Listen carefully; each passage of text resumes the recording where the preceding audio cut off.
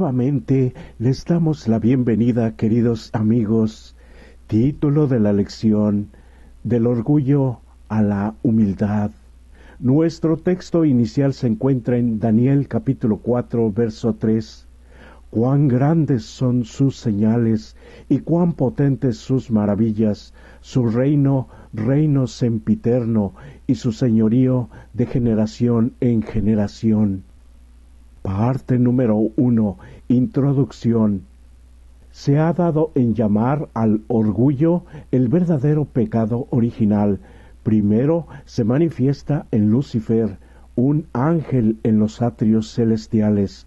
Así dice Dios por medio de Ezequiel el profeta: se enalteció tu corazón a causa de tu hermosura, corrompiste tu sabiduría a causa de tu esplendor. Yo te arrojaré por tierra, delante de los reyes te pondré, para que miren en ti. El orgullo condujo a la caída de Lucifer, por lo que ahora lo usa para guiar a innumerables personas por el camino de la destrucción. Todos somos seres humanos caídos que dependemos de Dios para nuestra propia existencia. Todos los regalos, todos los dones que tenemos, cualquier cosa que logremos con esos dones, vienen solo de Dios. Por lo tanto, ¿cómo nos atrevemos a ser orgullosos, jactanciosos o arrogantes? La humildad debe dominar todo lo que hacemos. A Nabucodonosor le llevó mucho tiempo comprender la importancia de la humildad. Incluso la aparición del cuarto hombre en el horno de fuego no cambia el curso de su vida. Solo después de que Dios le quita su reino y lo envía a vivir con las bestias del campo, el rey reconoce su verdadero estado. Parte número 2. ¿No es esta la gran Babilonia? En Daniel capítulo 4 versos 1 al 33, ¿qué le sucede al rey y por qué? Dios le da a Nabucodonosor un segundo sueño. Esta vez no olvida el sueño, pero debido a que los expertos de Babilonia vuelven a fracasar, el rey convoca a Daniel para que le dé la interpretación.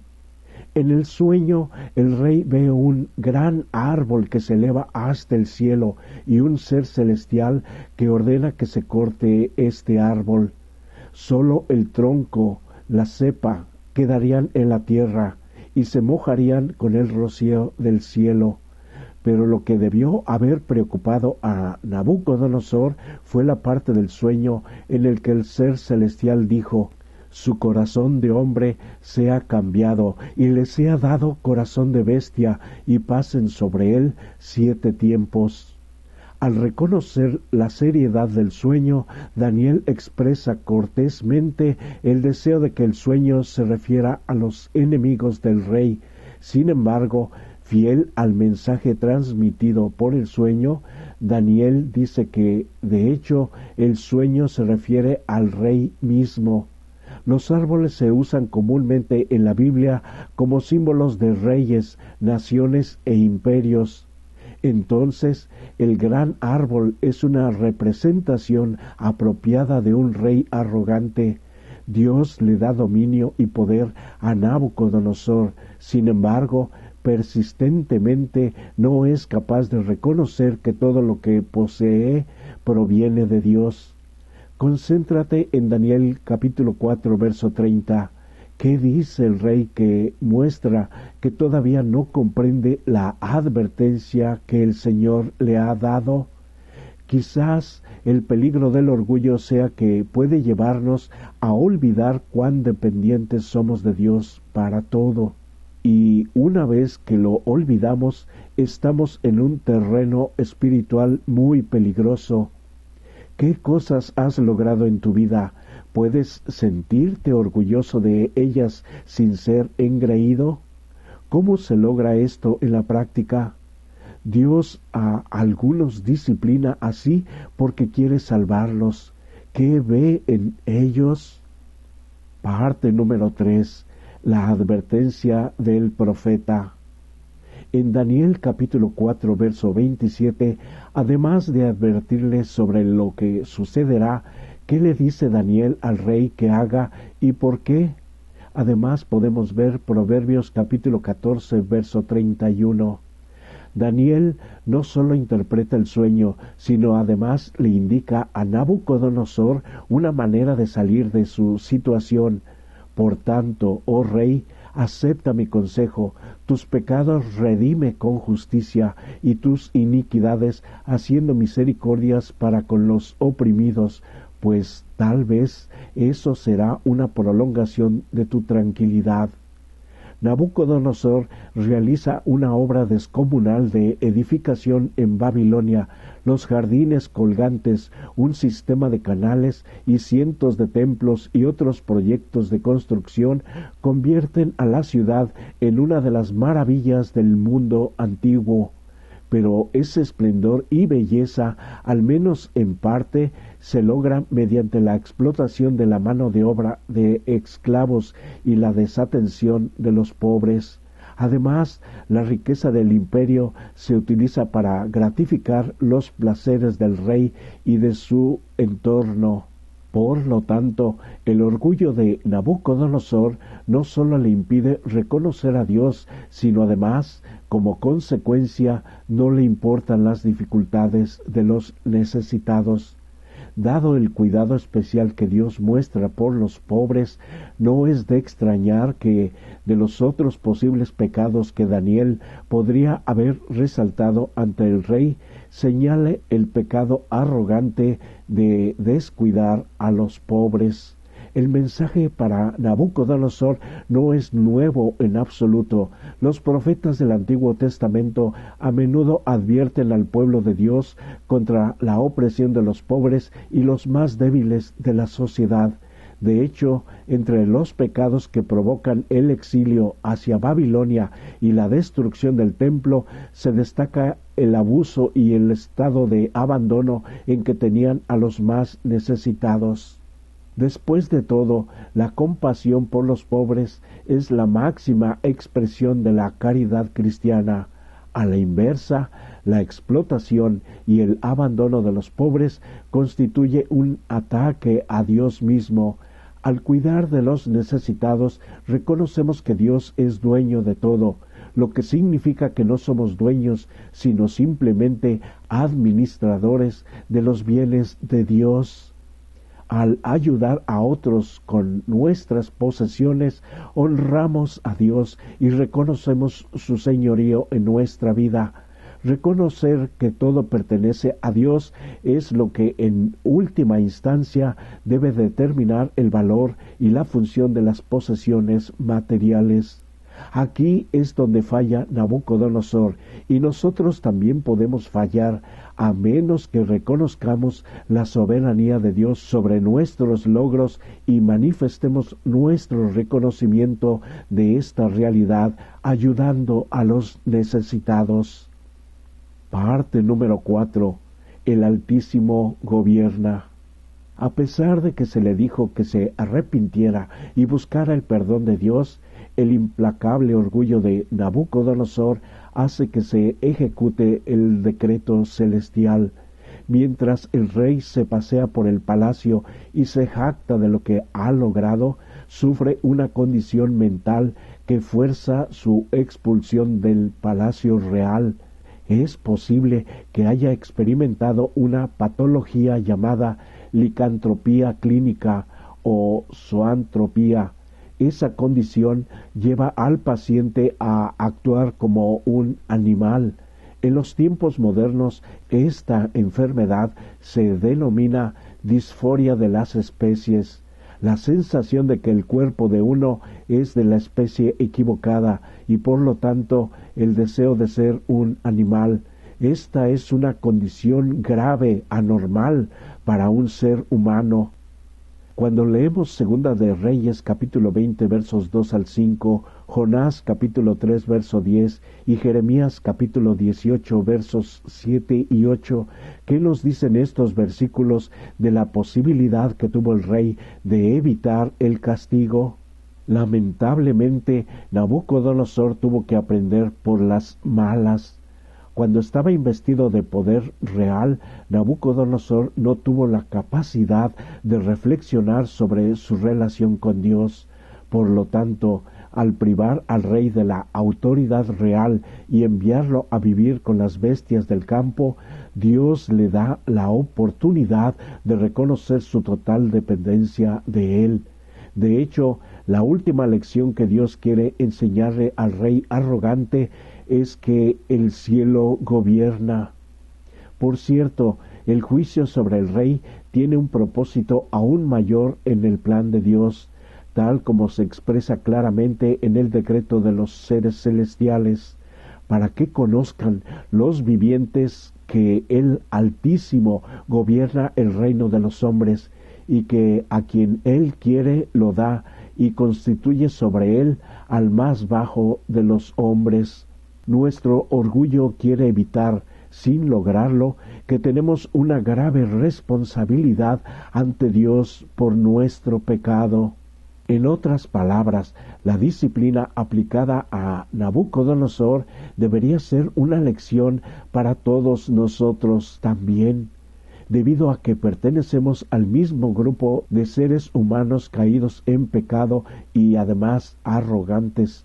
Deberíamos prestar más atención a la lección principal que debemos aprender, ¿cuál es? Que Él, Dios Altísimo, gobierna el reino de los hombres, porque es vital aprender la importantísima lección de que el Altísimo gobierna.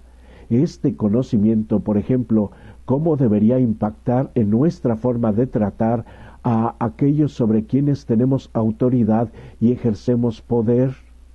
Parte número 5. Alzar los ojos al cielo. En Daniel capítulo 4, versos 34 al 37, cómo y por qué las cosas cambian para el rey. Dios permite que Nabucodonosor se vea afectado por una enfermedad extraña, pero con el tiempo lo restituye fácilmente a un estado mental sano. Curiosamente, todo cambia cuando, al final de los 7 años predichos por el profeta, el rey enfermo alza los ojos al cielo. Durante 7 años, Nabucodonosor fue el asombro de todos sus súbditos. Durante 7 años fue humillado ante todo el mundo. Al cabo de ese tiempo, la razón le fue devuelta y, mirando con humildad hacia el Dios del cielo, reconoció en su castigo la intervención de la mano divina. En una proclamación pública confesó su culpa y la gran misericordia de Dios al devolverle la razón. Sin duda, pueden ocurrir grandes cambios cuando elevamos nuestros ojos al cielo. Tan pronto como recobró la razón, el rey dio testimonio de que había aprendido la lección. Pero esta historia no tiene tanto que ver con Nabucodonosor como con la misericordia de Dios. El rey había perdido 3 oportunidades anteriores para aceptar al Dios de Israel como el Señor de su vida. Él dispuso de esas ocasiones al reconocer la sabiduría excepcional de los 4 jóvenes cautivos de Judea en Daniel capítulo 1. Además, cuando Daniel interpreta su sueño en Daniel capítulo 2, y cuando los 3 hebreos son rescatados del horno de fuego en Daniel capítulo 3, al fin y al cabo, si este rescate no lo humilla, entonces, ¿qué podría hacerlo? A pesar de la obstinación del gobernante, Dios le da una 4ª oportunidad y finalmente conquista el corazón del rey y lo restituye a su cargo real. Lo vemos en Daniel capítulo 4. Como ilustra el caso de Nabucodonosor, Dios nos da una oportunidad tras otra para restaurarnos a una relación correcta con Él. Como Pablo escribe muchos siglos más tarde, el Señor quiere que todos los seres humanos sean salvos y vengan al conocimiento de la verdad. Ya sabemos quién es la verdad. Pilato no lo quiso reconocer cuando lo tuvo frente a él, era Jesucristo mismo. En esta historia vemos un poderoso ejemplo de esa verdad, que Dios en Jesús es misericordioso y quiere salvarnos, que vengamos a Él así como estamos y le rindamos totalmente nuestra vida para entonces seguirle el resto de nuestros días. ¿De qué formas Dios te ha humillado? ¿Qué aprendiste de la experiencia? ¿Qué cambios necesitas hacer quizá para evitar tener que aprender la lección nuevamente? Parte número 6. Humilde y agradecido. El rey arrepentido declara: todos los habitantes de la tierra son considerados como nada. Teniendo en cuenta el contexto, ¿qué cuestión importante está planteando? ¿Cómo sabemos que Nabucodonosor realmente aceptó al Dios verdadero? Encontramos un elemento de prueba importante en el hecho de que Nabucodonosor es el autor de este capítulo de Daniel, capítulo 4.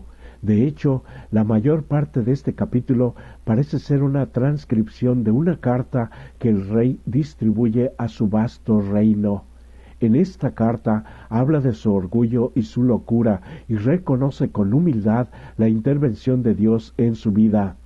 Los antiguos monarcas rara vez escribían algo despectivo sobre sí mismos. Prácticamente todos los documentos reales antiguos que conocemos glorifican al rey. Por lo tanto, un documento como este, en el que el rey admite su orgullo y su comportamiento bestial, apunta a una conversión auténtica. Además, al escribir una carta en la que relata su experiencia y confiesa con humildad la soberanía de Dios, el rey actúa como misionero. Ya no puede guardarse para sí lo que experimentó y aprendió del Dios verdadero. Por consiguiente, lo que hemos visto en esta oración y alabanza del rey revela la realidad de su experiencia. El rey ahora tiene un conjunto de valores diferente y puede reconocer las limitaciones del poder humano. En una profunda oración de acción de gracias, el rey exalta el poder del Dios de Daniel y admite que todos los habitantes de la tierra son considerados como nada. Es decir, la humanidad no tiene nada en sí misma de qué enorgullecerse, de jactarse. Por lo tanto, esta última mirada de Nabucodonosor en el libro de Daniel muestra a un rey humilde y agradecido, que entona alabanzas a Dios y nos advierte en contra de nuestro orgullo. Por supuesto, Dios sigue cambiando vidas hoy. No importa cuán orgullosas o pecaminosas puedan ser las personas, en Dios hay misericordia y poder para convertir a los pecadores rebeldes en hijos del Dios celestial.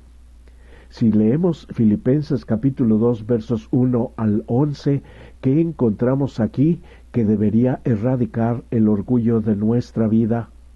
Definitivamente el maravilloso ejemplo de Jesús, que aunque siendo Dios, vino como ser mortal a sufrir y de una manera tan humilde como ningún ser humano podría soportar, pero es nuestro ejemplo para que aprendamos de él.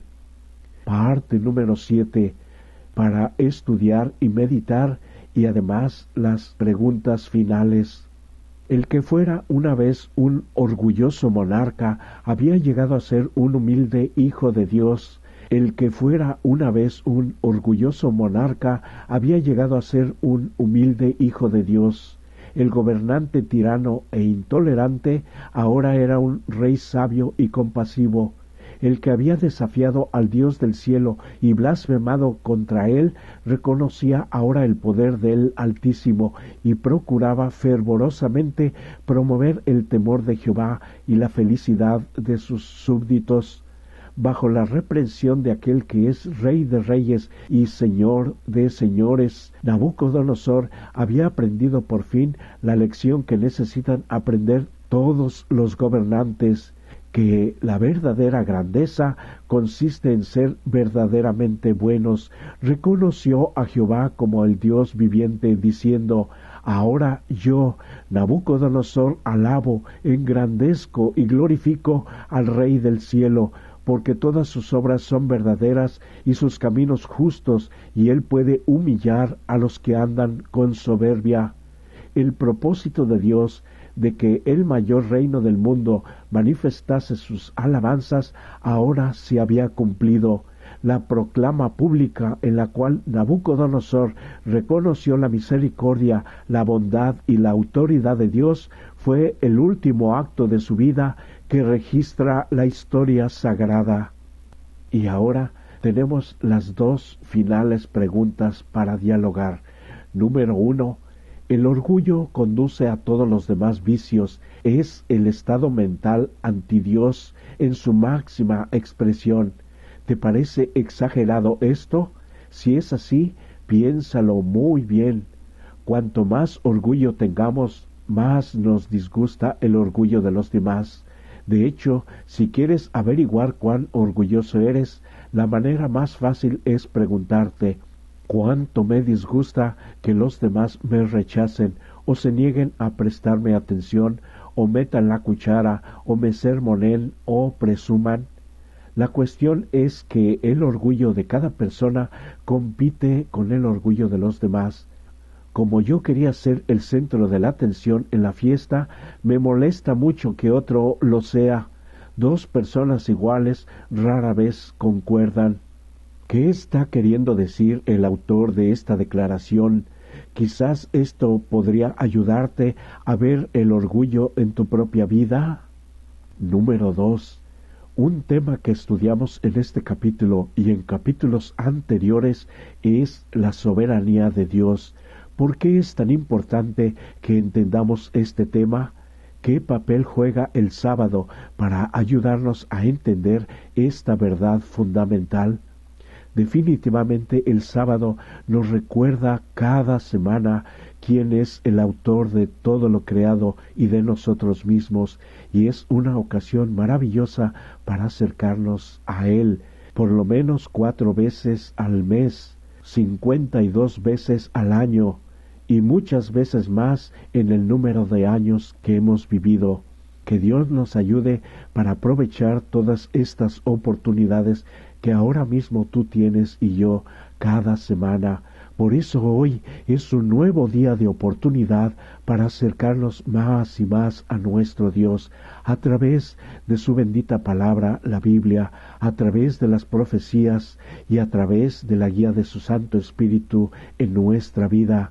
Te deseo que puedas tomar las mejores decisiones al saber esta maravillosa historia. Que Dios te bendiga.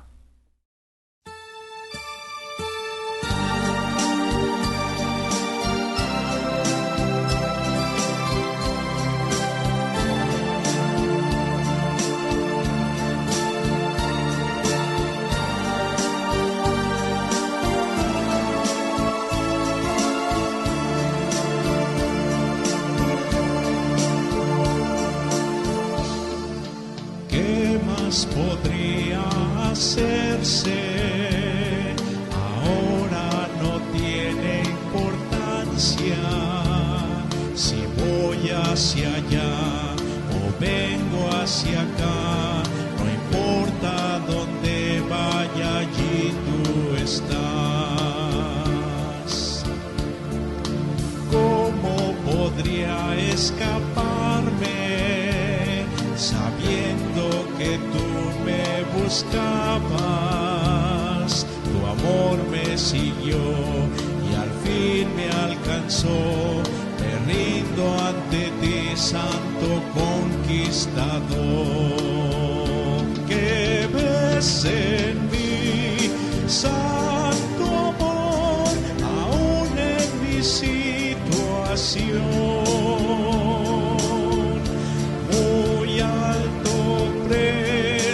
Das por mí como si nada. ¿Qué hice para merecer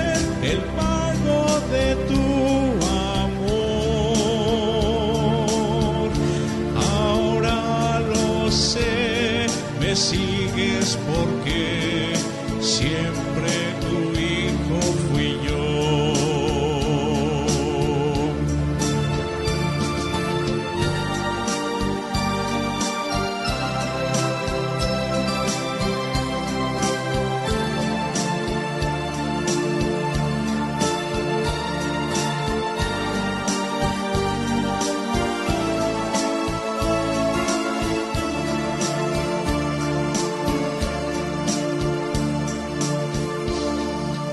Nada pudo detenerte, prefieres morir que perderme.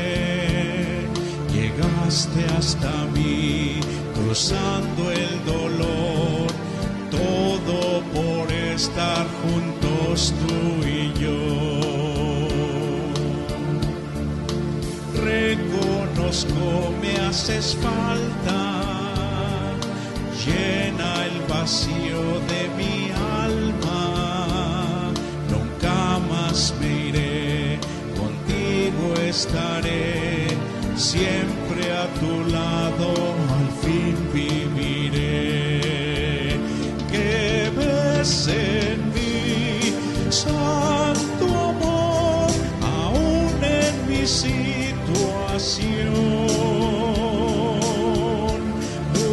Alto precio das por mí, como si nada.